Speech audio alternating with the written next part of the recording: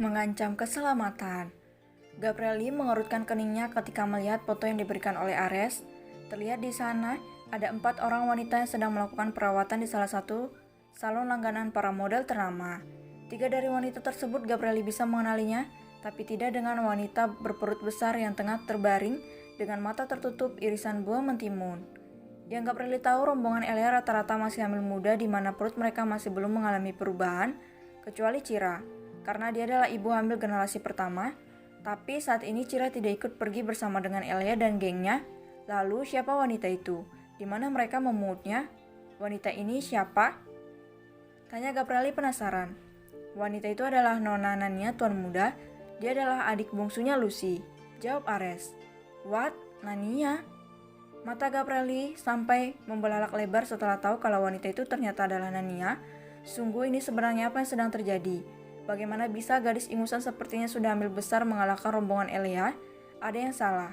Ya, ada sesuatu yang tidak beres di sini. Res, bukankah Nania itu masih berusia 12 tahun ya? Bagaimana bisa dia sudah hamil sebesar ini? Kapan dia menikahinya? Aneh, tanya Gabrieli heran sekaligus bingung. Tuan muda, Nona Nania tidak sedang hamil. Perutnya membesar seperti itu karena ada kain di dalamnya. Jawab Ares memberitahu apa yang sebenarnya terjadi. Menurut laporan yang tadi saya terima, Nyonya Eliala yang telah memberi saran pada Nona Nania untuk berpenampilan seperti itu. Gadis belia itu merasa tak nyaman karena hanya dia sendiri yang tidak hamil.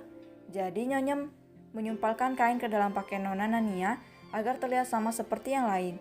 Sayangnya kain yang dimasukkan terlalu banyak. Jadi Nona Nania malah terlihat sebagai ibu hamil yang paling tua di sana. Gabrieli cengok, sungguh saat ini otaknya seperti berhenti beroperasi. Dia tidak mengerti kenapa Elia bisa sepintar itu dalam menipu Nania. Dan yang lebih membuat tidak mengerti lagi adalah sikap Nania yang mau saja menuruti ide sesatnya Elia. Gadis itu bodoh atau bagaimana sih?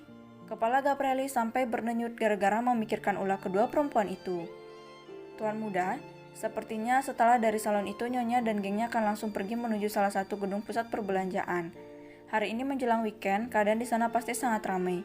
Apa Anda ingin saya mengosongkan gedung itu? Cuaca sedang tidak bagus, tuan muda. Saya khawatir ada banyak virus yang bisa menular pada Nyonya Elia. Ucap Ares langsung siaga 12, dia tidak mau sampai kecolongan. Mengosongkan tempat itu ya? Beo Gabrieli sembari mengusap-usap dagu bawahnya, dia ragu. Pagi ini mood Elia sedang tidak baik. Kalau sampai dia tahu aku mengacaukan kesenangannya, dia pasti akan sangat marah padaku. Bagaimana ya? Lebih baik aku telepon ibu saja. Siapa tahu ibu punya saran yang baik untuk mencegah hal buruk agar tidak terjadi. Segera Gabrieli menghubungi sang ibu untuk membicarakan hal penting tersebut. Sedangkan Ares, dia hanya diam mendengarkan. Ares menebak kalau ada sedikit permasalahan yang terjadi antara tuan mudanya dengan sang nyonya. Jika tidak, banteng pencemburu ini pasti akan langsung bereaksi. Cepat begitu diberitahu ada bahaya yang bisa mengancam keselamatan Nyonya Elia dan juga bayi-bayinya. Ayo, angkat teleponku bu, ini sangat penting. Ujar Gabrieli ketika panggilannya tak kunjung dijawab oleh ibunya. Gelisah hanya duduk menunggu, Gabrieli akhirnya berdiri kemudian berjalan mondar-mandir dengan telepon masih menempel di telinga kirinya. Tepat ketika putaran yang ke-10, barulah Gabrieli mendengar suara ibunya dari seberang telepon. Halo Gabrieli, ada apa? Bu, aku butuh saran terbaik sekarang juga. Jawab Gabrieli. Dia lalu berjalan mendekat ke arah jendela kemudian menempelkan kepalanya di sana. Gabrieli stres. Ares bilang cuaca di luar sedang tidak bagus karena ada banyak virus yang berkeliaran. Dan sekarang Elia dan gengnya ingin pergi berbelanja ke salah satu mall untuk memborong kebutuhan para bayi mereka.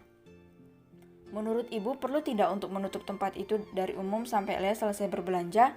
Aku khawatir dia akan tertular virus, bu. Gabrieli, bu sarankan kau sebaiknya jangan mengganggu quality time-nya Elia dengan yang lainnya dulu. Biarkan saja, kita sama-sama berdoa semoga virus-virus itu tidak ada yang menulari Elia. Oh ya Gabrieli, ibu juga ingin mengatakan satu kabar yang begitu penting padamu. Kau tahu Nania kan?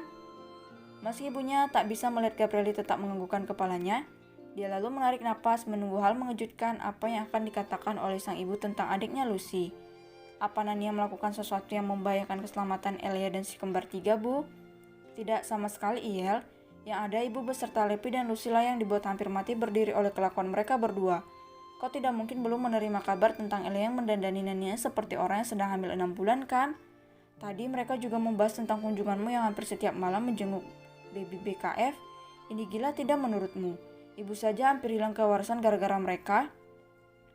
Hai, Elia dan Anya seperti kembar siam, sama-sama cantik memiliki karisma yang unik. Juga mampu membuat orang lain sesak napas secara beruntun. Ibu jadi penasaran, jangan-jangan di masa lalu mereka itu adalah saudara kembar? Mereka mirip hampir 70%. Gila kan? Aku tidak tahu harus bicara apa lagi tentang mereka, Bu. Asal tidak membahayakan keselamatan Elia, aku mungkin akan membiarkan Anya tetap berteman dengannya. Ya, walaupun nyawaku jadi taruhannya. Ucap Gabrieli sangat amat memaklumi keresahan yang dirasakan oleh ibunya. Ya sudah, kalau begitu ibu istirahat saja. Emosi ibu pasti banyak terkuras menghadapi Nania dan Elia tadi ya. Baiklah, kalau begitu kau bekerjalah dengan hati-hati. Jangan lupa istirahat dan makan siangmu ya. Iya Bu. Klik dan panggilan pun terputus. Res, kira-kira apa yang akan kau lakukan jika berhadapan dengan kembarannya Elia? Tanya Gabrieli sambil berjalan menuju kursi kerjanya. Saya mungkin akan memilih untuk diam saja, Tuan Muda. Menghadapi Nyonya Elia saja sudah cukup membahayakan keselamatan saya, apalagi Nona Nania. Saya belum ingin mati sekarang. Jawab Ares, yang dengan tidak sadar mengatakan tentang kekurangan Nyonya kecilnya. Aku tidak salah dengar kan, Res? Beraninya ya kau menjelekkan nama Elia di hadapanku? Bosan hidup atau bagaimana? Maaf Tuan Muda, saya hilap. Hilap gigimu. Kesal Gabrieli, tapi sedetik kemudian dia terkekeh pelan, yang mana membuat Ares menatapnya heran. Kau benar Res, berada di dekat Elia terkadang memang bisa mengancam keselamatan kita, dan kali ini aku setuju dengan pemikiranmu. Hehe. Setelah berkata seperti itu, Gabrieli dan Ares sama-sama tertawa lebar. Mereka sudah tidak tahu lagi harus membicarakan apa tentang wanita polos bin mengerikan itu. Pokok intinya hanya satu, berbahaya. Sudah itu saja. Dan kami yakin teman-teman sekalian pasti juga merasakan hal yang sama bukan? Seperti yang dirasakan oleh Gabrieli dan Ares.